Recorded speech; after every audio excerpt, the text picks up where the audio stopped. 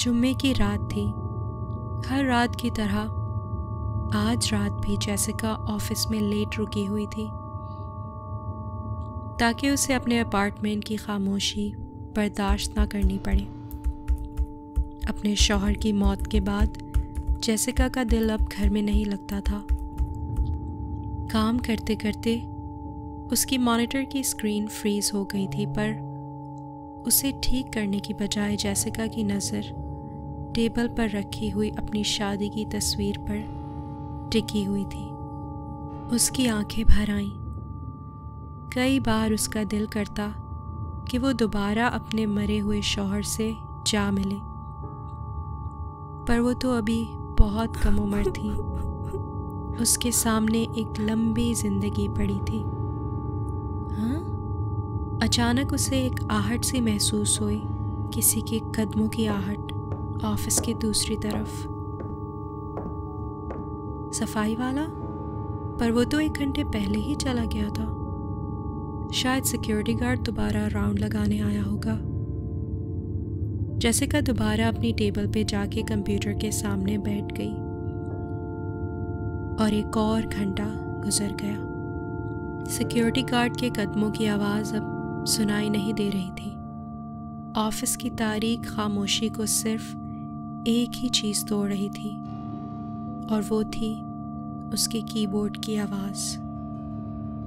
थक के जब अब उसने नज़र उठा के घड़ी की तरफ देखा तो रात के 12 बज चुके थे। ओह, आज फिर मुझे इतनी देर हो गई। अचानक जेसिका को थकन के मारे इतनी गहरी नींद आई कि अपनी टेबल पर सर रखते ही उसकी आंख लग गई।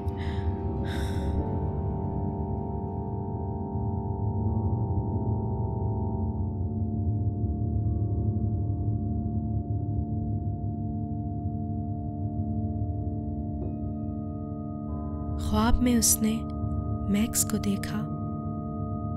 उसके मरने के बाद पहली बार मैक्स उसके ख्वाब में आया था। वो बहुत काम और पीसफुल लग रहा था।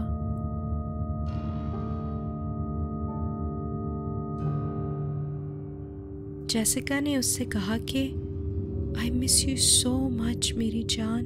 तुम मुझे इतनी जल्दी छोड़ के क्यों चले गए, क्यों मर गए? मर गया? ये तुम क्या कह रही हो पागल? मैं सिर्फ थोड़े दिनों के लिए तुमसे अलग हुआ हूँ और बहुत जल्द हम दोनों दोबारा साथ होंगे। ये मेरा वादा है तुमसे। पर वो तुम्हारा फ्यूनरल?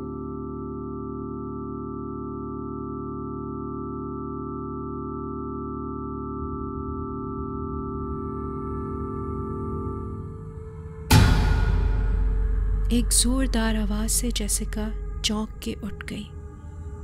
तेज हवा चल रही थी और उसके बाल बिखरे हुए थे।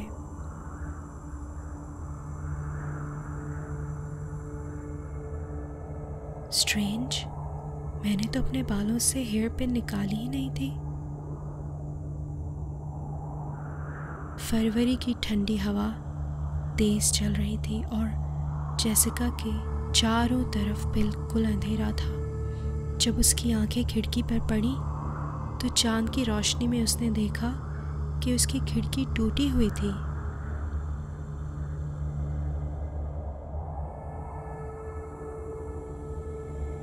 मगर ये ऑफिस तो 25th फ्लोर पे है, तो खिड़की किसने तोड़ी?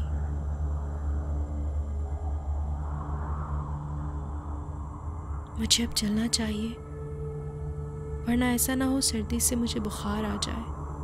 पता नहीं सिक्योरिटी गार्ड अभी तक है या चला गया। अचानक एक धमाकेदार आवाज ने जेसिका को डरा दिया।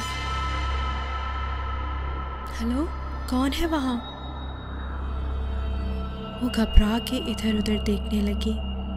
उसका दिल कह रहा था कि उसे जल्दी से वहां से बाहर निकल जाना चाहिए, कुछ ठीक नहीं है। अचानक उसके पैरों तले ज़मीन थर थर हिलने लगी और हवा ने एक तूफान की शक्ल इख्तियार कर ली। उसका दिल ज़ोर ज़ोर से धड़कने लगा और वो जल्दी करीबी एग्ज़िट के पास पहुंची।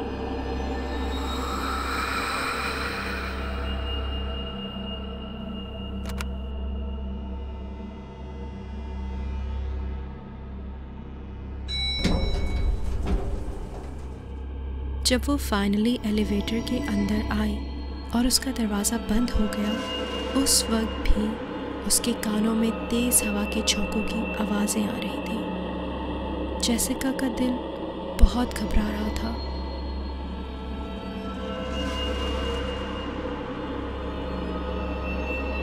फाइनली एलिवेटर ग्राउंड फ्लोर पे रुका।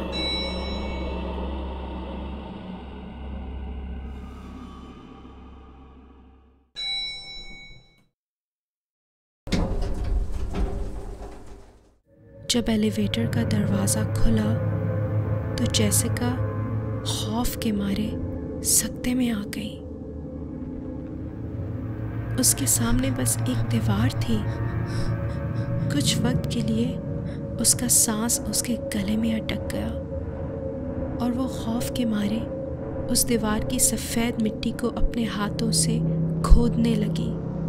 उसका सर चकरा रहा था और वो और भी तेज़ी से उसे खोदती जा रही थी।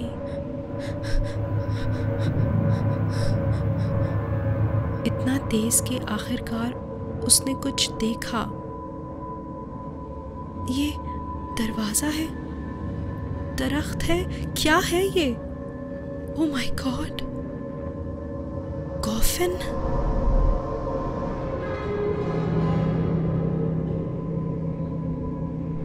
उसने उसके ऊपर से मिट्टी हटा के आहिस्ता आहिस्ता कांपते हुए हाथों से कॉफिन का दरवाज़ा खोला।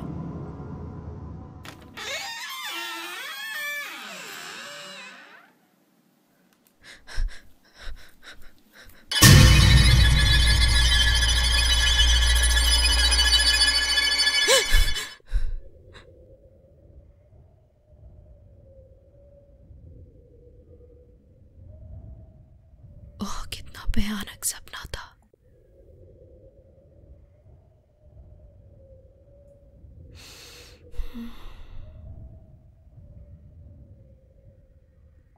हाँ?